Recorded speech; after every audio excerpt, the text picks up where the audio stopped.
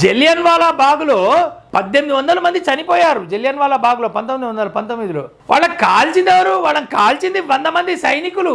ఎవరా సైనికులు? అందరూ భారతీయులే. అంటే భారతీయుల్ని కాల్చి చంపేశారు. దానికి ఆర్డర్ ఇచ్చింది ఒక బ్రిటిష్ ఆఫీసర్.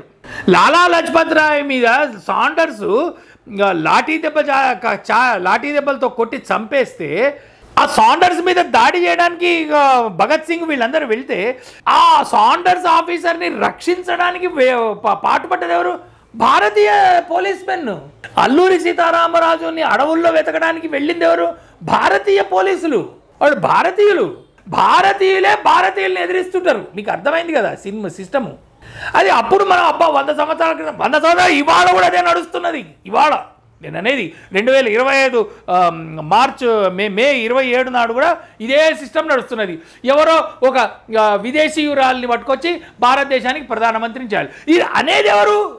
ఇటలీ వాళ్ళు కాదు అనేది. విదేశీయులు అంటే సరే మనం ఇటలీ వాళ్ళు కాదు, మన దేశంలో మన తెలుగు వాళ్ళలో మన కులాల్లో ఉంటారు. వాళ్ళు బ్రాహ్మణులలో ఉన్నారు, రెడ్లలో ఉన్నారు, కమ్మవాళ్లలో ఉన్నారు, కాపుల్లో ఉన్నారు, బీసీల్లో ఉన్నారు, ఎస్సీల్లో ఉన్నారు. ఎస్సీలు